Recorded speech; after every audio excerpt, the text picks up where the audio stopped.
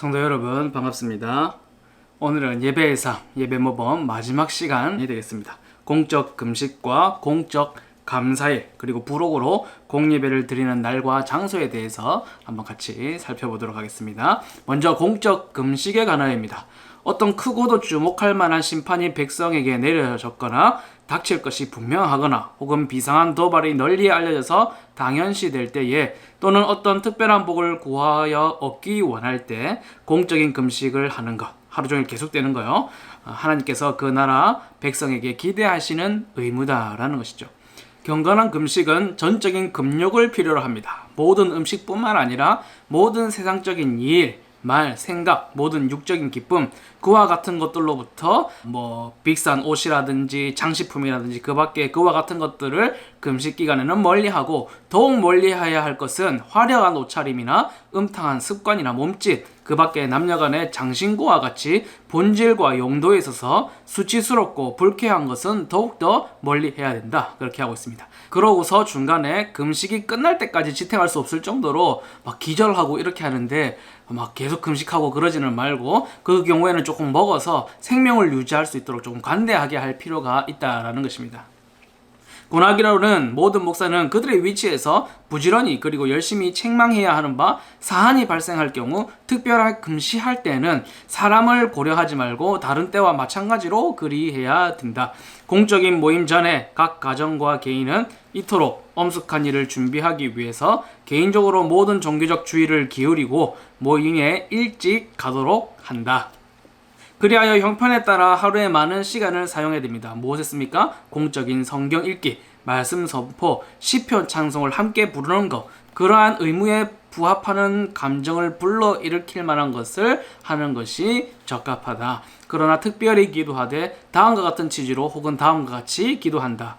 거룩한 경외와 두려움으로 우리를 더욱 감화시키시는 위대하신 하나님, 창조자, 보존자, 온 세상의 최고의 통치자이신 하나님께 영광을 돌립니다.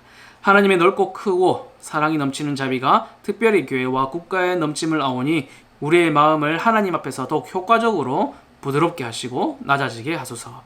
여러가지 악화된 것과 함께 모든 종류의 죄를 겸손히 고백하오며 우리의 죄에 비하며 그 심판은 적은 것이기에 하나님의 의로우신 심판을 정당하게 받아들입니다.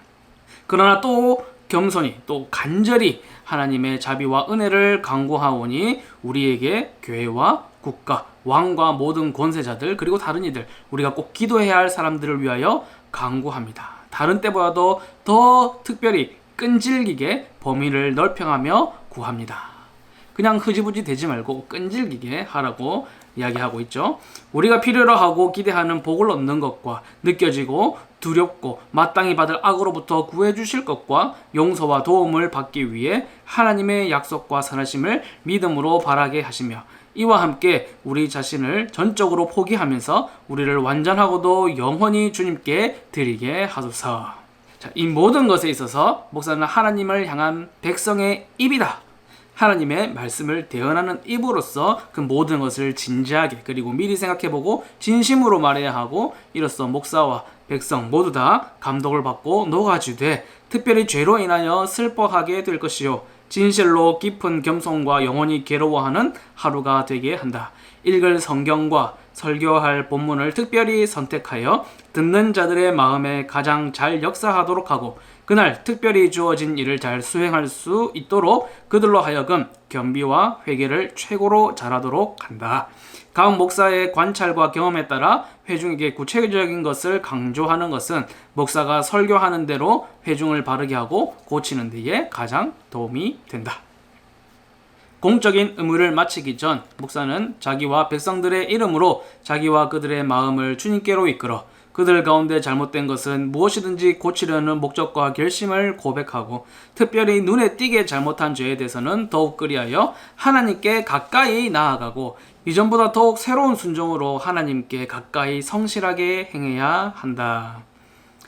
또한 목사는 모든 끈질김으로 권면해야 할 것이다. 이로써 그들이 공적으로 고백한 모든 신실한 감정과 결단을 사적으로 그들과 그들의 가정에서 강화시키고 그들의 마음에 영원토록 자리하며 그들로 더욱 분명하게 알 수 있게 합니다. 무엇을 알 수 있게 합니까? 하나님께서 그들의 행위를 통해 그리스도 안에서 달콤한 향기를 맡으셨다는 것과 평온한 상태를 회복시키시고 은혜로 응답하사 죄를 용서하시고 심판을 제거하시고 역병을 막으시며 예수 그리스도로 말미암아 그 백성의 형편과 기도에 맞는 복을 주실 것을 분명하게 알 수 있도록 해야 합니다.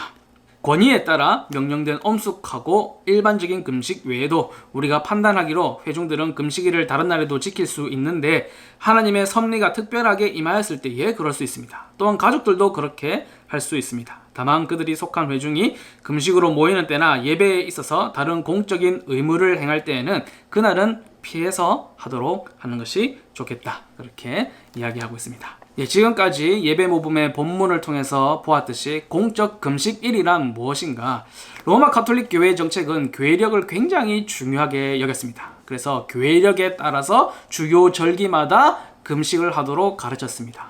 어떤 큰 일이 있거나 혹은 반드시 금식으로 함께 기도해야 할, 공적으로 함께 금식해야 할 이유가 있는 날이 아니라 그냥 정해져 있는 절기마다 금식을 하도록 그렇게 정하여져 있었다라는 것이죠. 그래서 예배 모험은 절기를 지키는 종교적 행위로서의 금식을 반대하였습니다.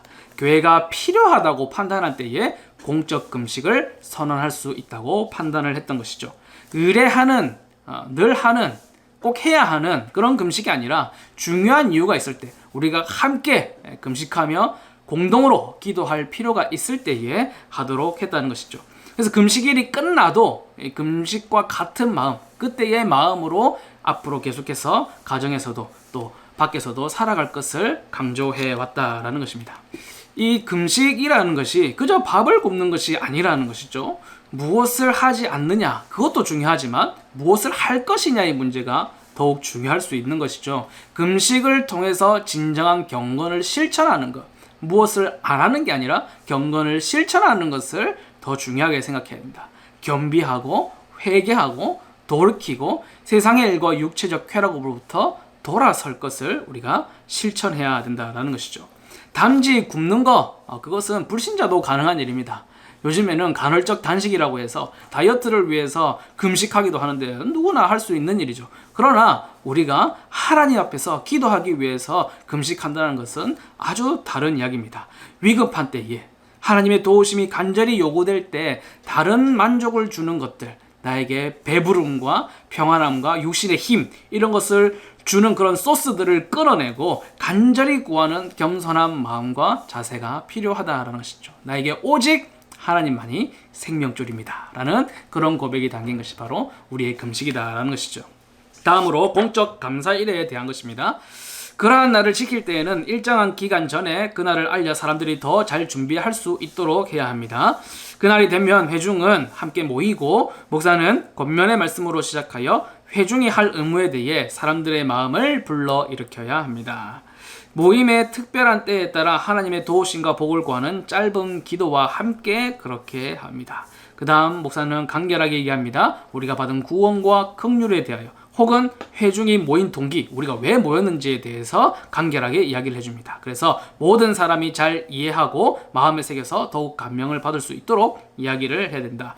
시편 찬송을 부르는 것이 기쁨과 감사를 표현하는 데 가장 적합한 규례이므로 적절한 일부 시편이나 시편 찬송들을 목적에 맞게 부르되 당면한 문제, 감사, 그 제목에 맞는 적합한 말씀을 읽기 전과 후에 부르게 됩니다. 그 다음 설교할 목사로 하여금 그가 설교하기 전에 권면과 기도를 하되 해당하는 일에 대해 특별히 관련을 지어서 이야기를 해야 됩니다. 감사일을 정해놓고 그에 맞지 않는, 그 감사의 제목에 맞지 않는 다른 엉뚱한 본문과 말씀을 전한다면 그것도 안 될 일이겠죠. 이후에 시기적절한 성경 본문으로 설교하게 한다. 설교가 끝나면 다른 때 설교 후에 하는 것처럼 교회와 왕과 국가에 필요한 것을 기억하며 기도할 뿐만 아니라 범위를 넓혀서 이전에 받은 긍휼과 구원에 대해 엄숙하게 감사합니다. 그러나 더욱 특별하게는 현재의 상황에서 함께 감사드릴 수 있도록 그들을 불러내야 됩니다. 또한 하나님의 자비하심에 대한 적절한 시편 찬송을 부른 뒤에 목사는 복을 선언함으로 회중을 해산하고 그들이 먹고 쉴 수 있는 적당한 시간을 가질 수 있도록 해야 합니다. 그러나 목사는 해산하기 전에 조심할 것을 엄숙하게 공고해야 되겠죠. 먹고 쉬면서 모든 과잉, 소란, 폭식과 폭음으로 이어지는 그런 경량, 더 많은 죄를 짓지 아니하도록 권고를 해야 됩니다. 그리고 목사는 그들의 기쁨과 즐거움이 육체적인 것이 아니라 영적인 것이 됨으로써 하나님을 찬송함이 영광되고 그들이 겸손해지고 진실해지도록 돌보아야 합니다. 그리고 그들이 먹고 기뻐하는 것이 그들을 더욱 기쁘게 하여 회중 가운데 더욱 하나님을 찬송하라고 권면해야 합니다. 그들이 남은 날을 보내고 돌아올 때까지 말이죠. 회중이 다시 모이면 같은 식으로 기도, 성경 읽기, 설교를 하고 시편을 노래하고 찬송과 감사를 올려드리되 이전에 아침에 정한 대로 그 시간이 끝날 때까지 반복하여 계속합니다. 그날 한두 번의 공적인 모임에서 가난한 자를 위하여 연보를 모아서 그들의 자녀들로 우리를 축복하고 우리와 더불어 더욱 즐거워하게 해야 합니다. 공적인 감사일, 축제의 날인데 가난한 자를 위한 연보를 잊지 않았다는 것, 독특한 부분이겠죠. 마지막 모임 끝 무렵에는 사람들에게 권고합니다. 그 남아있는 마지막 날들, 감사일 쭉 기간이 끝날 때에는 나머지 날들을, 남아있는 날들을 거룩한 의무를 다하는 데 보내고 그리스도인의 사랑과 자애를 다른 사람에게 증거하고 주님 안에서 더욱더 기뻐하며 보내도록 권고해야 합니다. 공적 감사일이란 무엇인가? 금식일과 마찬가지로 공적인 교회의 행사입니다. 특별히 다른 감사일이 아니라 국가적으로 감사한 일이 있을 때에 행해졌던 공적 감사일입니다.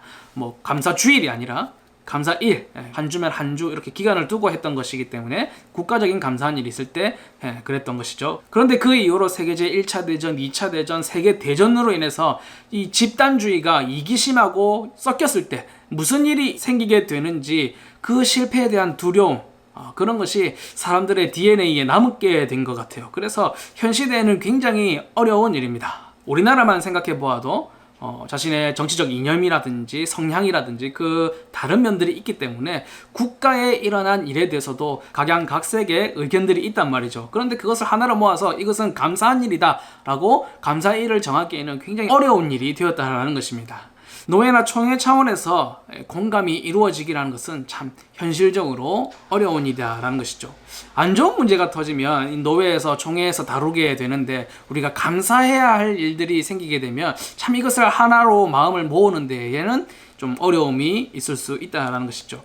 개교회주의도 이런 공적인 감사일을 결정하는 데에는 좀 걸림돌이 되고 있습니다. 우리 교회, 내 교회 이것만 생각하는 그런 시대가 되다 보니까 모든 교단이 함께 마음을 모아서 감사일로 정한다는 것은 협의하기가 어려운 문제가 된 것이죠. 우리가 신앙 고백의 일치도 굉장히 중요하게 생각하듯이 이런 공적인 감사의 제목에서도 일치를 볼 수 있어야 되지 않을까 그런 생각이 듭니다. 힘들지만 가야 하는 길이죠. 부록입니다. 공예배를 드리는 날과 장소를 다루며 복음 시대에는 성경에서 그리스도인의 안식일인 주님의 날 외에 어느 날도 거룩하게 지키라고 명령하신 적이 없습니다. 통속적으로 거룩한 날들이라고 부르는 절기들은 하나님의 말씀에 보증된 바가 없으므로 계속되어서는 안 된다. 그럼에도 불구하고 특별한 경우에 공적인 금식이나 공적인 감사를 위해서 하루나 며칠간을 구별하는 것은 합법적이요 필요하다라는 것이죠. 우리가 어떤 장소를 봉헌했다, 헌당했다 하는 그런 어떤 구실로도 그 장소 자체가 거룩해졌다라고 말할 수 없는 것처럼 예배를 드리는 장소, 그것이 거룩한 것이 아니라 그리스도인이 모여서 예배하는 그 모임 자체가 중요하다, 그 얘기를 하고 있습니다.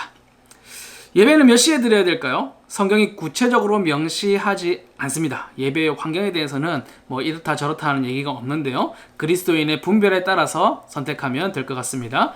교회의 질서 그리고 상식에 따라서 선택을 하면 된다는 것이죠. 가장 기본 중에 기본은 회중이 모두 모일 수 있는 시간에 해야 된다. 그런 기준이 있다는 것입니다. 교회마다 보면 공예배 시간을 11시 쯤에 이제 정해놓는 경우가 있는데 예전에 왜 11시냐라고 제가 전도사님께 여쭤봤을 때 그 전도사님이 하시는 말씀이 옛날에 농경사회 때에 11시가 가장 바쁘고 중요한 시간이었기 때문에 그 시간을 정해서 하나님께 예배하는 시간으로 정했다. 그런 말씀을 들은 적이 있는데요. 그것이 사실이라면 그것도 굉장히 의미가 있겠지만 사실은 온 회중이 모일 수 있는 시간을 정하는 것이 가장 좋다라는 것입니다. 그러면 예배는 어디에서 드려야 하느냐? 구약시대에는 제사의 장소가 명령되어 있었죠. 성막 안에서 지성소, 성소에서 제사가 드려지고 혹은 뭐 성전에서 예배가 드려지는 그런 모임이었는데 신약 시대에는 성전이 따로 존재하지 않습니다. 어떤 장소라고 명령하지 않으셨다는 것이죠. 어디서 모이든 그리스도의 이름으로 동일한 신앙 고백을 가진 자들이 모이는 그곳이 바로 예배하는 장소가 되겠습니다. 예배하기 딱 좋은 장소라는 것이 있을까요? 요한복음 4장 21절 말씀을 보시면 예수께서 이르시되 여자여 내 말을 믿으라. 이 산에서도 말고 예루살렘에서도 말고 너희가 아버지께 예배할 때가 이르리라. 아멘. 초대교회 당시 그 당시에는 상황과 형편에 따라서 주로 성도들의 집에서 모이게 되었습니다. 어쩌면 가정교회의 시초적인 모습이 그 모습이 아니었을까 싶은데요.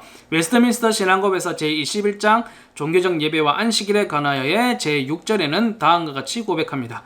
오늘과 같은 복음 시대에는 기도나 그 밖에 기독교 예배가 행해지는 어떤 장소나 행하는 곳에 매여 있지 않으며 그러한 예배가 더 잘 받아들여지는 것도 아니다. 하나님께서는 어디서든지 영과 진리로 예배 드려야 한다. 장소에 구애받지 않는다는 것을 말씀하고 있는 것이죠. 16세기부터 17세기에는 중세교회의 잔재라는 적이 분명한 시대였습니다. 종교개혁이 행해지면서 적은 누구였습니까? 구교, 로마 카톨릭의 그런 관습들을 폐단을 이제 없애는 데에 굉장히 몰두하던 시대였지만 지금 오늘날과 같은 시대는 그렇지는 않습니다. 그런데 나 자신의 개혁, 지금 보니까 뭐 예배 장소나 뭐든지 뭐 고쳐야 될 게 뜯어 고칠 게 너무 많아 보인다 이렇게 생각할지라도 사실 제일 먼저 뜯어 고쳐야 되는 것은 누구냐? 바로 나 자신이죠. 나 자신의 개혁이 더 어려운 과제로 남아있는 요즘입니다. 종교개혁 초기의 예배당 문제, 로마 가톨릭의 미신과 우상숭배에 물들어 있던 사람들이 종교개혁을 통해서 그것이 잘못되었다는 것을 깨닫게 됩니다. 그 깨달음을 통해서 가장 먼저 속에서 올라왔던 게 뭐냐면 분노였습니다.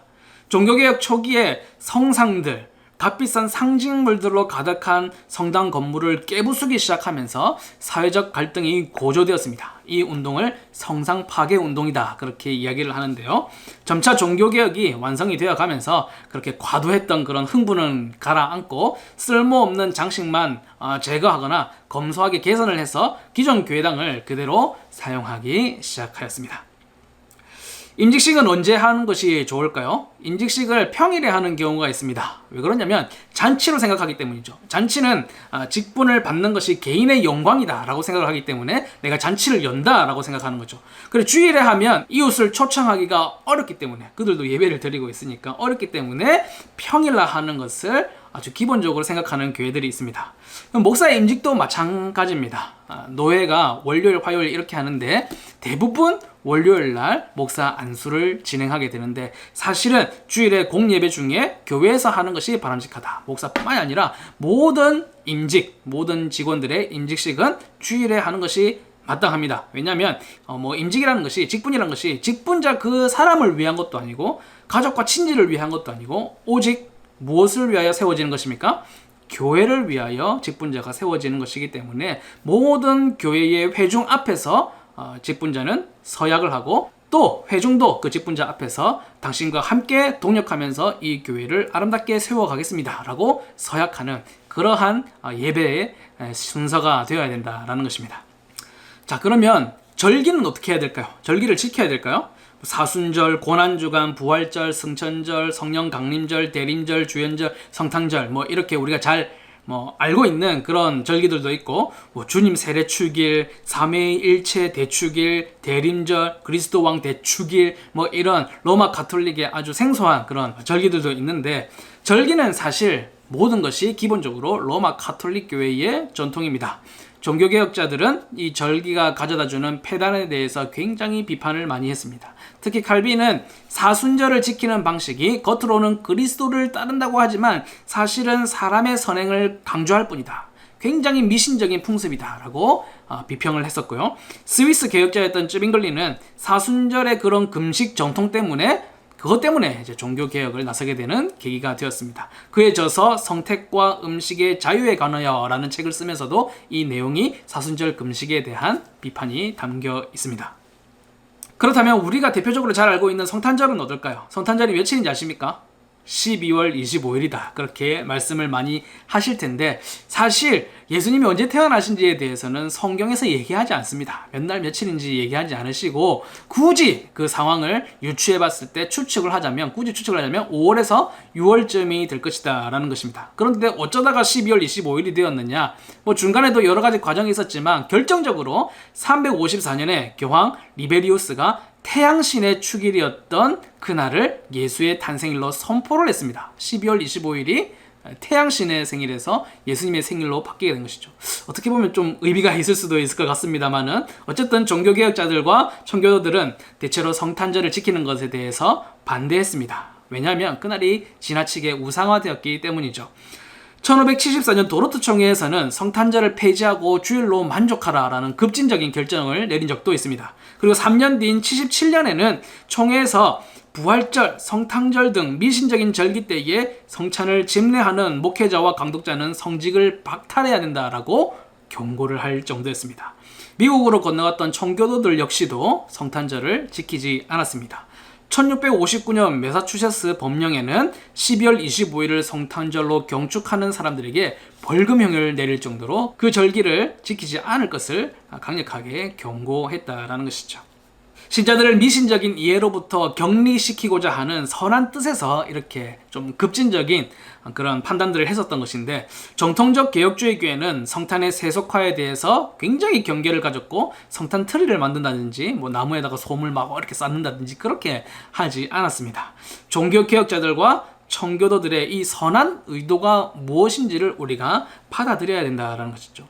사실 우리가 성탄 트리를 만들고 성탄절을 12월 25일 날 지킨다고 해서 이날이 거룩한 성일이어서 아무것도 하면 안 되고 거룩히 지켜야 되고 그렇게 막 우상화하거나 트리를 보면서 기도를 하거나 그런 사람은 없죠.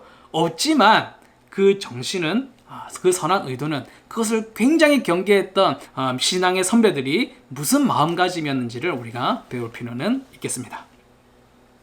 각종 기념주일에 대해서도 한번 생각해 볼까요? 뭐 어린이 주일이라든지 어버이 주일이라든지 스승의 주일이라든지 혹은 뭐 다른 여러 가지 주일들이 있는데, 주일이라는 단어는 주님의 날이라는 한자어입니다. 뭐 줄임말이라고 할 수가 있죠. 그런데 다른 단어가 주일 앞에 붙는 것은 굉장히 어색한 일입니다. 풀어서 얘기하면 이거예요. 어린이 주일은 어린이 주님의 날, 어버이 주일은 어버이 주님의 날. 굉장히 어색해지는 거죠. 말도 어색할 뿐만 아니라 방정환 선생님께서 만드신 어린이날을 기념해서 어린이주일을 만들었다. 어버이날을 맞이해서 어버이주일도 맞추어서 지킨다. 이렇게 하면 뭐 소방의 날도 있으니까 소방주일, 뭐 성년의 날도 있으니까 성년주일, 부부의 날도 있으니까 부부주일, 경찰의 날도 있으니까 경찰주일 등등, 이는 로마 가톨릭의 망성절, 모든 성인들의 축일이라고 해서 매번 성인들의 이름을 갖다 붙인 주일이 있습니다. 그것이랑 다를 것이 없다는 것이죠. 명칭에 주목할 것이 아니라 그것이 가지고 있는 의미에 대해서 우리가 깊이 생각을 해봐야 된다라는 것이죠. 어버이날이 가까이 다가온 주일에는 우리 더 효도하는 마음으로 그날에는 잘 섬기고 그렇게 하는 의미를 실천하는 것이 훨씬 더 중요하지 않겠습니까? 교회당을 아직도 성전이라고 부르시는 분들이 제법 있습니다. 성전을 허무시고 자신의 몸을 성전 삼으신 주 예수 그리스도의 구속사역을 헛되게 만드는 것이다 라고 그렇게 볼 수가 있습니다. 우리가 바로 성령님께서 거하시는 전이다, 그렇게 말씀을 하셨죠. 뭐 그게 중요하냐 그렇게 생각하실 수 있지만 우리가 예배 모범을 시작하면서 늘 강조해왔던 것, 언어가 생각을 지배하게 되고 명칭이 그 의미를 결정하게 됩니다. 입에 붙은 말이라서 실수했다고 해서 막 지옥 가다 그런 건 아니지 않습니까? 그럼에도 불구하고 우리가 성전은 오직 예수 그리스도와 성령이 거하시는 전, 우리의 모임이 바로 성전이다 라고 생각하시고, 이것은 예배당을 성전이라고 부르면 좀 잘못되었다라는 것을 알고 있는 것이 중요하겠다라는 것이죠. 그리고 설교단, 세례반, 선창상, 아마 조금 생소한 단어가 보이실 텐데, 개혁교회는 말씀과 성례 중심의 예배를 했습니다. 그 예배가 예배당의 모습에도 잘 반영되는 것을 중요하게 여겼습니다. 설교단, 선창상, 세례반이 그 핵심을 이룹니다. 설교단은 설교를 위한 장소고 성찬상은 성찬을 위한 장소, 그 이상도 그 이하도 아니며 그 어떤 의미를 부여해서도 안 되겠죠. 그것은 바람직하지 않습니다. 그런데 한국 교회는 정통적으로 두 개의 강대상을 배치했습니다. 하나는 설교단이고 하나는 성찬상의 자리였겠죠. 그런데 이에 대한 이해 부족으로 인해서 성찬상을 아랫강단 혹은 작은 강단이라고 부르면서 목사가 아닌 강도사나 전도사가 설교하는 강단으로 쓰거나 혹은 장로나 집사님이 아니라 권사님이 사회를 볼 때에 쓰는 그런 사회석이나 그렇게 사용하는 경우들이 있었다라는 것이죠. 그리고 요즘에는 아예 이 성찬상을 없애는 경우가 많습니다. 왜냐하면 성찬을 자주 하지 않기 때문에 필요하지 않으니까 이제 치우게 되는데 성찬상이 늘 놓여 있을 필요가 있습니다. 왜 그렇겠습니까? 우리가 지금까지 공부해봤듯이 보는 말씀으로서 성찬이 진행되기 때문입니다. 지금까지 예배의 삶 오랫동안 잘 따라와 주셔서 감사합니다. 좀 빠르게 많은 내용을 진행하다 보니까 따라오기 어려운 부분도 있으셨을 테지만 분명히 여러분들이 알지 못했던 내용들이 있었을 것이고 새롭게 알고 또 깊은 감동이 되었던 부분도 아마 있으실 거라고 생각이 됩니다. 알고 나아가는 것과 모르고 그냥 지내는 것은 굉장히 다릅니다. 우리가 하나님이 원하시는 우리의 편한 방식이나 우리가 원하는 방식이 아니라 하나님이 정해놓으시고 하나님이 원하시는 하나님의 방법대로 예배를 잘 드릴 줄 아는 훈련된 예배자의 모습, 지식과 지혜를 따라 영과 진리로 예배하는 자로서 잘 세워져 가기를 주님의 이름으로 축복합니다. 그동안 수고하셨습니다. 감사합니다.